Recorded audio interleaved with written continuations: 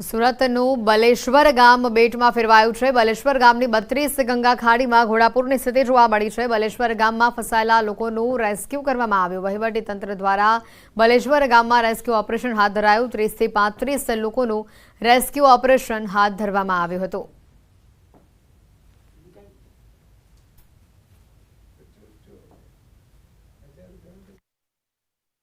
કે બલેશ્વરના પાર સામે આવેલા કસ્બામાં 30 થી 40 વ્યક્તિઓ ફસાયા હતા। અંદાજે 50 વ્યક્તિઓ હતા, પણ 30 વ્યક્તિઓને ઇફેક્ટેડ છે, જેને તાત્કાલિક રેસ્ક્યુ કરવા પડે તેમ છે, જેથી બારડોલી ડિસ્ટ્રિક્ટ હેડક્વાર્ટરની ટીમ ઘટના સ્થળે તમામ સ્ટાફને લઈ અને 2 બોટ દ્વારા કામગીરી ચાલુ છે। તો સુરત જિલ્લા વલસાડ તાલુકાના બલેશ્વર ગામે જે બલેશ્વર ગામ જે બેટમાં ફેરવાયું હતું, જે અંતર્ગત ખાસ કરીને વહીવટી તંત્ર દ્વારા ગઈકાલે પણ રેસ્ક્યુની કામગીરી હાથ ધરવાની વાતો કરવામાં આવી હતી, પરંતુ આજ રોજ તમે દ્રશ્યમાં જોઈ શકો છો કે હાલ જે આ બોટની અંદર સામે પાર જે 40 થી 42 જેટલા પરિવારો હાલ એ જે પાણીની અંદર ફસાવા પામ્યા હતા, એઓને હાલ બારડોલી ફાયર બ્રિગેડની ટીમ દ્વારા લોકોને રેસ્ક્યુ કરીને બહાર લાવતા એવા સીધા દ્રશ્યો લાઈવ તમે જોઈ શકો છો। હાલ જે બારડોલી ફાયરની ટીમ દ્વારા જે આ બોટની અંદર આ જે સામે પર જે લોકો એના સ્થાનિકો જે ફસાયા હતા એમને બહાર કાઢવાની હાલ કામગીરીઓ ચાલી રહી છે। અને ખાસ કરીને આ 32 ગંગા ખાડીની ખાડીની અંદર ઘોડાપૂરની સ્થિતિને ધ્યાનમાં લઈ સામે પર આવેલા લોકોને હાલ રેસ્ક્યુ કરવામાં આવ્યા હતા। ગઈકાલે આ જે પરિવારો ફસાયા હતા એઓને વહીવટી તંત્ર દ્વારા અને સ્થાનિક ગામજનો દ્વારા હાલ ભોજન પણ પૂરું પાડવામાં આવ્યું હતું। દ્રશ્યને જોઈ શકો છો કે ફાયર બ્રિગેડના જવાનો જે બોટને ધક્કો મારીને અંદર જે સામે પર બેઠેલા હતા એ લોકોને રેસ્ક્યુ કરીને બહાર હાલ લાવી રહ્યા છે। લાઈવ દ્રશ્ય તમે જોઈ શકો છો કે ખાસ કરીને આ જે 40 થી 42 જેટલા પરિવારો એટલે કે 150 થી વધુ જણાઓ હાલ આ જે પાણીની અંદર ફસાયા હતા એ લોકોને હાલ બહાર કાઢવાની કામગીરી ચાલી રહી છે। અને દ્રશ્યમાં જોઈ શકો તો સીધા દ્રશ્યો કે જે હાલ આ જે બોટમાંથી આ લાઈવ કરીને અને રેસ્ક્યુ કરીને બહાર કાઢવામાં આવ્યા છે। આપણી સાથે ફાયર ઓફિસર સોની સાહેબ જોડાયા છે। જે સોની સાહેબ કઈ રીતે રેસ્ક્યુની કામગીરી કરાઈ, કેટલા લોકો ફસાયા છે, શું કહેશો? જે અત્યારે 25 જણા ફસાયા છે, અત્યારે 15 જણાને અમે કાઢ્યા છે, હજુ કામગીરી ચાલુ છે। આ તો ફાયર ઓફિસર જણાવી રહ્યા છે। દ્રશ્ય બતાવવાનો પ્રયાસ કરીશ કે નાના બાળકો સહિત અને વૃદ્ધો સહિત લોકોને હાલ જે સામે બહાર ફસાયા હતા એઓને રેસ્ક્યુ કરીને બહાર રેસ્ક્યુ કરીને લાવવાની હાલ જે કામગીરી હાથ ધરવામાં આવી હતી, જેને કારણસર ખાસ કરીને લોકો પોતપોતાનો સામાન સાથે લઈને નીકળ્યા છે। દ્રશ્યની અંદર જોઈ શકો છો લાઈવ કે હાલ જે 32 ગંગા ખાડી ના હાલ બેહાલ થતા સામે બહાર લોકો રહેતા એઓને વહીવટી તંત્ર દ્વારા રેસ્ક્યુ કરવાની ફરજ પડી છે। કેમેરામેન સ્મિત રાઠોડ સાથે કેતન પટેલ, ન્યૂઝ 18 ગુજરાતી, બલેશ્વર, સુરત। જૂનાગઢથી સમાચાર આવી રહ્યા છે। બામણસા ગેડ ગામે ઓજત નદી ગાંડીતુર થઈ છે। આંબાના ખેતરોમાં વરસાદી પાણી ફરી વળ્યા છે। સ્થાનિક ભરતભાઈ માડમે પોતાની સ્થિતિ વર્ણવી। ગેડમાં ગંભીર સ્થિતિનું અત્યારે નિર્માણ થવા પામ્યું છે। દેવાદભાઈ કચોડના ખેતરમાં પણ પાણીનો પ્રચંડ પ્રવાહ ફરી વળ્યો। 5 દિવસથી એક ધારું અહીંયા પાણી વહી રહ્યું છે। ખેડૂતોની મોંઘી મોલાતને મોટા પ્રમાણમાં નુકસાન પહોંચ્યું છે। ખેડૂતોની આ હાલાકી ક્યારે સરકાર સાંભળશે તેવું તેઓ પૂછી રહ્યા છે। હાથ પકડીને પહોંચ્યું છે। ધોધમાર પાણીનો પ્રવાહ આવી રહ્યો છે ઓજત નદીમાંથી। આપ જોઈ શકો છો જે દિવાલના લાઈવ દ્રશ્યો આપે જોયા છે, દિવાલ પડતી હતી,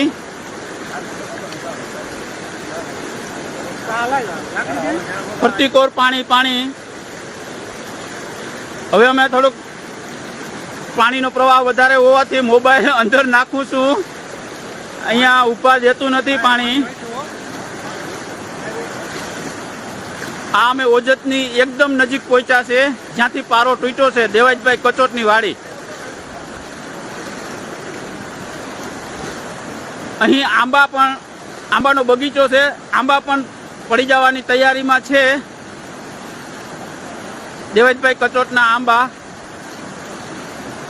આ સામે દેખાય છે ઓજત છે, જ્યાં ઓજત આંબો દેખાય છે ત્યાંથી પારો તૂટ્યો છે।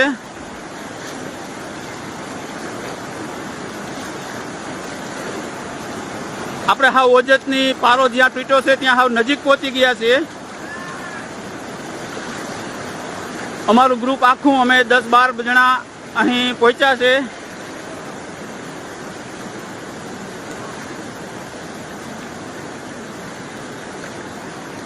આ પાણીનો ફૂલ પ્રવાહ છે, અહીંયા ઉભાતું પણ નથી. આ અમે ઓજત નદી પહોંચ્યા છે. દેવેશભાઈ કચોટની વાડીએ જ્યાં પારો તૂટ્યો છે ત્યાં અમારું ગ્રુપ આખું અહીંયા સ્થળ ઉપર પહોંચ્યું છે. પાણીનો પ્રવાહ બહુ છે. આ આગળ પારો ધોવાતો જાય છે. દેવેશભાઈનો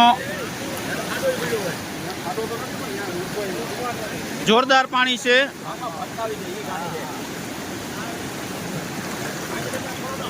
હું ભરત માડમ અને અમારું આખું ગ્રુપ અહીં સ્થળ ઉપર પહોંચ્યું છે. આ તમે જોઈ શકો છો, આ છે ઓજત. ઓજતની એક્ઝેક્ટ બાજુમાં જ્યાં પારો તૂટ્યો છે ત્યાં અમે પહોંચ્યા છીએ.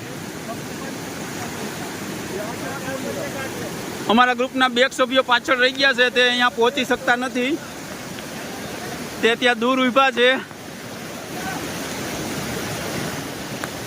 ત્યાં અહીંયા ચાલી શકાય એવું નથી, પાડી નાખે છે. હમણાં ગેડ ઓજત નદીનો જ્યાં પારો તૂટ્યો છે ત્યાં અમે હાજર છીએ. સ્થળ ઉપર પહોંચ્યા છીએ અમારા ગ્રુપ સાથે. આ પારો આગળ પડતો જાય છે અને પાણીની સ્પીડ જોઈ શકો છો આપ, કેવી સ્પીડથી પાણી આવે છે. આખું અમારું ગ્રુપ અહીંયા ભીગું છે. અહીંયા ઊભા જતું નથી પાણી, આંબાના ભરોસે ઊભા છે. આ પાણીની સ્પીડ આપ જોઈ શકો છો. આ બધું પાણી આમ જાય છે.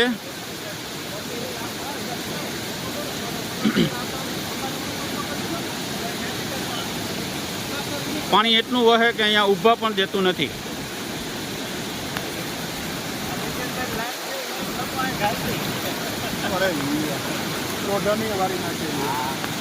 આ ઓજત નદી, અહીંથી પારો તૂટ્યો છે. દેવાજભાઈ કચોટની વાડીમાં જ્યાં પારો તૂટ્યો છે ત્યાં સ્થળ ઉપર પહોંચ્યા છે. ઉભેશ પાણી છે, અહીંથી નીકળવા દેતું નથી. ઉભેશ પાણી આવે છે, કઈસમા પાણી. દેવાજભાઈ કચોટ, આ છે ઓજત નદી, અહીંથી તૂટી છે. પાણી અહીંયા ઊભા દેતું નથી. ઉભેશ પાણી આવે છે. આમ પણ લાગત પાણી આવે છે. અહીંયા પણ પારો તૂટેલો છે અને અહીંયા પણ આ પારાની નજીક, એકદમ નજીક 200 ફૂટ દૂર અમે પહોંચ્યા છે. ત્યાં પાસે જવાય તેમ સ્થિતિ છે નહીં. હું ભરત માડમ, અમે અત્યારે અમારું ગ્રુપ અહીંયા પહોંચ્યું છે. આ પાણીના લાઈવ દ્રશ્યો આપ જોઈ રહ્યા છો. જે લાઈવ દિવાલ પડી હતી, મારા વિડીયો મારફત આપ બધાએ જોયું હશે. આ પાણી, આ ઓજત પાણીનું વિન બહુ છે. કડીસામાં પાણી છે. આ મિતેશભાઈ કચોટ, એમની વાડી છે. એમની વાડીમાં અમે પહોંચ્યા છે. અહીં પારો તૂટ્યો છે. અહીં 500 ફૂટ અને 400-500 ફૂટ અહીં, એટલે ટોટલ 1900 ફૂટ પારો તૂટ્યો છે. આ ભીમસિંહભાઈ માડમની વાડી છે. એની બાજુમાં ભીમસિંહભાઈ માડમની વાડીની એક્ઝેક્ટ બાજુમાં પારો તૂટ્યો છે. ત્યાંથી અનલિમિટેડ